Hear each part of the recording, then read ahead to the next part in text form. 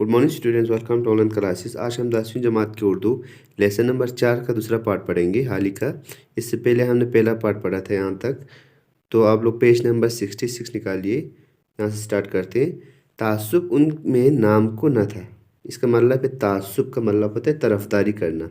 यानी किसी का सपोर्ट करना, यानी एक का अपने का जो होता है अपनुं का कहते हैं। जो अपनों का सपोर्ट करें, तासुब उसके अंदर नहीं था, यानी अपना पराया, ये अपना है, ये पराया, ये दूसरा है, वो इस टाइप का जो थॉट उसके अंदर नहीं थी। हर कौम व मिल्लत के आदमी से यकसान खुलूस और मोहब्बत से पेश आते थे। हर कौम किसी भी कौम से हो और मिल्लत मीन्स किसी भी दीन से हो, मजहब से हो, सब से क्या करते थे, यकसान मीन्स बराबरी के साथ मोहब्बत और खुलूस रखते थे, यानी पाकीज़गी यानी सच्चाई और खुलूस मोहब्बत के साथ हर कौम और मिल्लत के आदमी से वो क्या करते थे, मिलते थे, यानी बराबर का वैल्यू रखते थे हर किसी से। हिंदू मुस्लिम एहतियात के बड़े हामी थे, यानी हिंदू मुस्लिम एहतियात का मतलब होता है यूनिटी,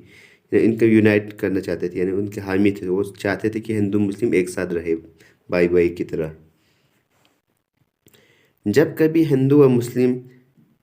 नज़ा का कोई वाक़या सुनते हैं तो उन्हें बहुत रंज व अफसोस होता था, यानी जब कभी भी हिंदू मुसलमान के जो झगड़े तना नज़ा का मतलब होता है लड़ाई झगड़े हो का जब बात वो सुनते थे तो क्या होते थे, बहुत रंज व अफसोस होते थे, बहुत मायूस होते थे, गमगीन होते थे। तहरीर व तकरीर में तो क्या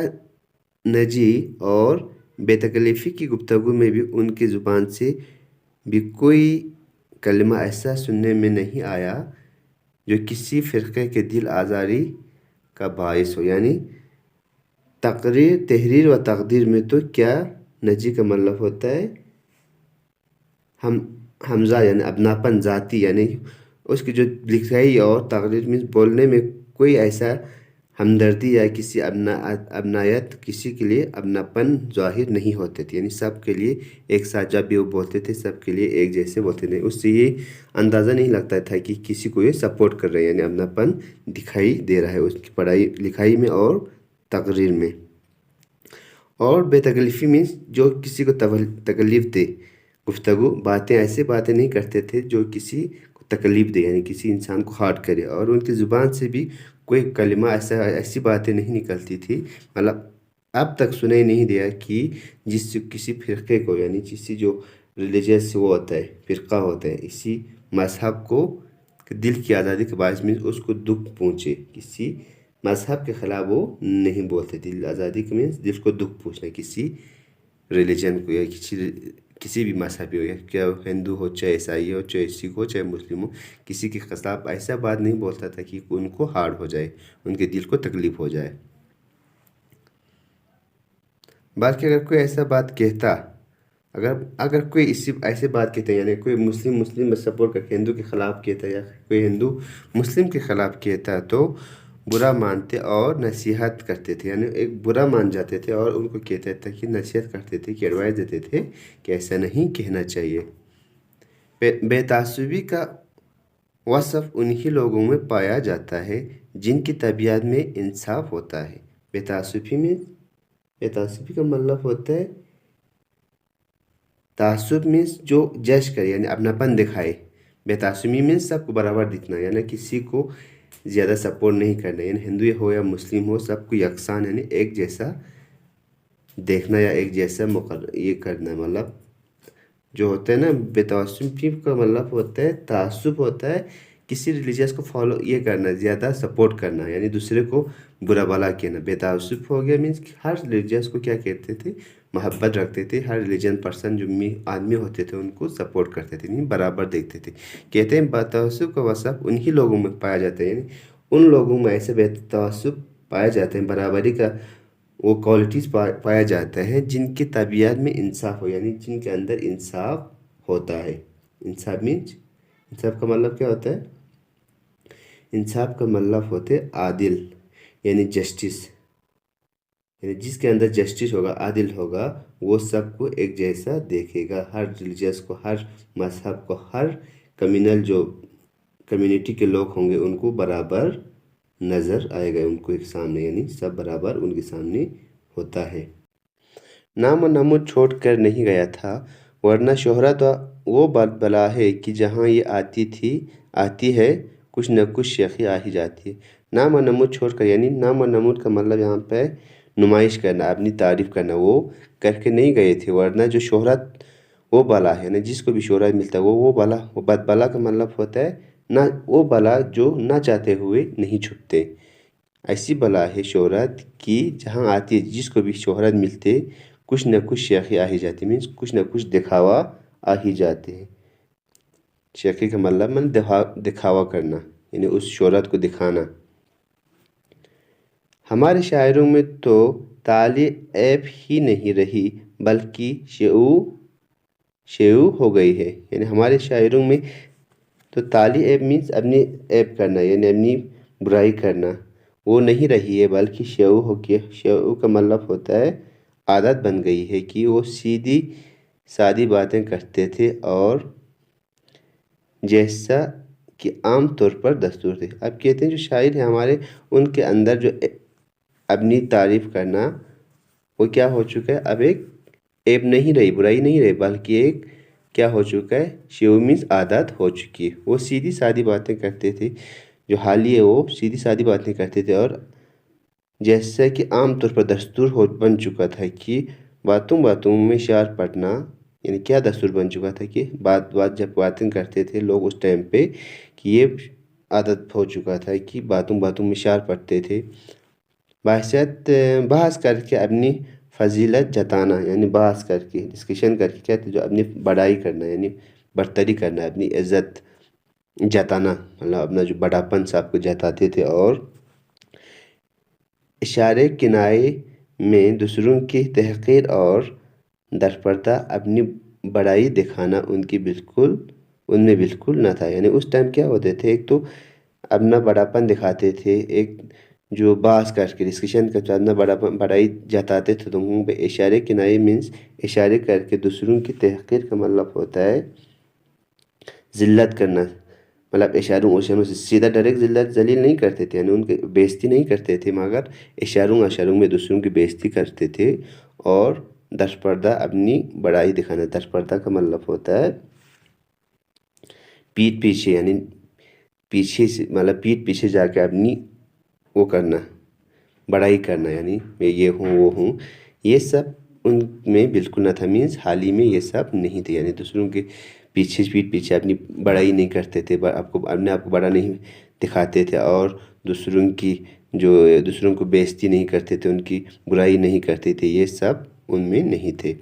ہاں شاعر میں البتہ کہیں کہیں تالا آ گئی ہے، مطلب جب شعر کرتے تھے تو کہیں کہیں تالی کا مطلب ہوتا ہے بڑائی، مطلب تھوڑا بہت بڑپن دکھاتے تھے، مگر وہ بھی ایسے لطیف پرائے میں کہ خاکساری کا پہلو وہاں بھی ہاتھ سے جانے نہیں پائے، یعنی وہ بھی ایسی لطیف مینس اچھے انداز میں دکھاتے تھے کہ خاکساری کا مطلب کم رتبہ جو اس کے جو ویلیو کم ہو کا پہلو وہاں بھی ہاتھ سے، مطلب وہاں بھی یہ بڑاپن نہیں دکھاتا، یعنی مینس نارمل جو ہوتا ہے اسی طرح سے دکھاتے تھے جب شاعری کرتے تو بھی۔ جیسے مثالاً مال ہے نایاب پر گاہک ہے اس سے بے خبر، شہر میں کھلی ہے حالی نے دکان سب سے الگ، یعنی مال ہے نایاب پر گاہک ہے اس سے بے خبر۔ اب اس شعر میں کہتے ہیں کہ مال ہے نایاب، مال جو ہے وہ بہت کیا ہے، نایاب مینس قیمتی، جو ہے کہ کم ملے، پر گاہک ہے اس سے، مگر جو وہاں پہ خریدنے والے آتے ہیں، گراہک جو آتے ہیں، وہ کیا ہے، بہت ان سے بے خبر ہے، جو اس مال سے بے خبر ہے۔ شہر میں کھلی ہے حالی نے دکان سب سے الگ، یعنی حالی نے اس شہر میں ایسا دکان کھلا ہے، اس میں بہت ایسے مال ہیں جو کہ بہت قیمتی، مگر لوگوں کو اس کے بارے میں کچھ پتہ نہیں ہے، انفارمیشن نہیں ہے۔ ان کا ذوق شعر اعلیٰ درجے کا ہے، جو شعر کرنے کا، جو کہنے کا جو ذوق تھا وہ کیا تھا، بہت اعلیٰ مینس بہت اونچا تھا۔ جیسے کہ حیات سعدی، یادگار غالب اور مقدمہ شعر و شاعری سے ظاہر ہے، یعنی اس نے کتابیں لکھی ہیں، جیسے جس کے ایک نام ہے حیات سعدی، یادگار غالب، مقدمہ شعر شاعری، اس سے یہ ظاہر ہوتا ہے، مطلب اس کی شاعر کہنے کا جو انداز ہے، جو ذوق ہے، وہ ان سے ہمیں ظاہر ہوتے ہیں، یعنی ملتے ہیں، دیکھنے کو ملتے ہیں۔ لیکن وہ خواہ مخواہ اس کی نمائش نہیں کرنا چاہتے، یعنی خواہ مخواہ کا مطلب ہوتا ہے بیکار میں، مجبوراً، جانتے ہوئے، فورس کر کے اس کو نمائش کرنا، ان کو دکھانا نہیں چاہتے، کیونکہ کچھ لوگ ہوتا ہے اس کو اپنا جو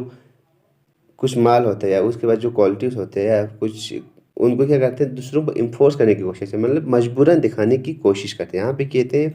جو حالی ہے وہ اس کو مجبوراً کسی کو دکھانے کی، نمائش کرنے میں دکھانے کی کوشش نہیں کرتے۔ ہاں، جب کوئی پوچھتا یا اتفاق سے بات اٹھ پڑتی تو وہ کھل کر اس کے نکات بیان کرتے ہیں، یعنی کسی کا اگر کوئی پوچھ لیتا اس سے یا اتفاق سے کیا ہوتا ہے، ایسی بات مطلب ڈسکشن ہو جاتے ہیں، تو وہ کیا کرتے ہیں، کھل کر اس کی نکات بیان کرتے ہیں، یعنی ٹھیک طرح سے کھل کر، مطلب کھلے میں وہ کیا کرتے تھے، اس کے نکات مینس جو پوائنٹس ہوتے تھے ان کو ٹھیک طرح سے ڈیٹیل میں وہ کہتے تھے، ان باتوں کو سامنے رکھتے تھے۔ ہمارے ہاں یہ دستور سا ہو گیا ہے کہ جب کبھی کوئی کسی شاعر سے ملتا ہے، یعنی ہمارے یہاں میں یہ روٹین، مطلب یہ دستور بن چکا ہے کہ جب بھی کوئی کسی شاعر سے ملتا ہے تو اس سے اپنا کلام سنانے کی فرمائش کرتے ہیں، جب ہمارے سامنے کوئی شاعر آتے ہیں تو ہم ان سے فرمائش کرتے ہیں کہ آپ ایک شعر سنو، یعنی اس کا شعر سنائیے، فرمائش کرتے ہیں۔ شاعر تو شاعر سے اس لیے فرمائش کرتے ہیں، جو ایک شاعر اگر دوسرے شاعر سے ملے تو اس لیے فرمائش کرتے ہیں کہ اس سے بھی اپنا کلام سنانے کا شوق گدگداتا ہے، یعنی شاعر یہ سمجھتا ہے کہ میں ان سے یہ فرمائش کروں کہ ایک شعر سنائیے، تو اس کو جو اپنا جو شعر ہوتا ہے وہ بھی سنانے کا جو اس کو کیا ہوتا ہے، گدگدانا مینس سنانا چاہتا ہے، اسی لیے وہ فرمائش کرتا ہے کہ اس کے بعد مخاطب بھی اس سے یہی فرمائش کرے گی۔ مخاطب مینس جس سے وہ مخاطب ہو رہے ہیں، جس سے وہ پوچھ رہے ہیں، جس سے وہ ریکویسٹ کر رہے ہیں کہ فرمائش کرے آپ اپنا ایک شعر سنائیے، تو وہ یہی سمجھ کے اس سے مخاطب یہ کہتے ہیں کہ ریکویسٹ کرتے ہیں کہ تاکہ وہ بھی جو اپوزٹ جو بیٹھا ہے انسان، وہ بھی یہ کہیں گے کہ بعد میں آپ بھی اپنا سنائیے، اس خواہش میں یہ سب کرتے ہیں۔ اور بعض اوقات تو اس کی بھی ضرورت نہیں پڑتی، بغیر فرمائش ہی اپنے کلام سے محظوظ فرمانے لگتے ہیں، یعنی کبھی کبھار وہ اس کے پوچھے بغیر کیا کہتے ہیں، پہلے تو کہتے ہیں آپ کچھ شعر سنائیے، اس کے بعد یہ ایکسپیکٹ کرتے ہیں کہ وہ بھی کہیں گے کہ آپ بھی سنائیے، مگر کبھی کبھار اس کی فرمائش کرنے بغیر، یعنی اس کے کہنے کے بغیر وہ خود اپنا جو کلام ہوتا ہے وہ سنانا شروع کر دیتے ہیں۔ دوسرے لوگ اس لیے فرمائش کرتے ہیں، یعنی ایک تو شاعر اور شاعر جب ملتے ہیں، یعنی دوسرے لوگ اس لیے فرمائش کرتے ہیں کہ شاعر ان سے اس کی توقع رکھتا ہے، یعنی یہ سوچ کر کہ اگر یہ شاعر جو آ رہا ہے اس کو اس لیے فرمائش کرتے ہیں کہ وہ یہی چاہتا ہے کہ ہم اس کو ان سے کہیں، یعنی شاعر سے یہ کہیں کہ آپ اپنا شعر سنائیے،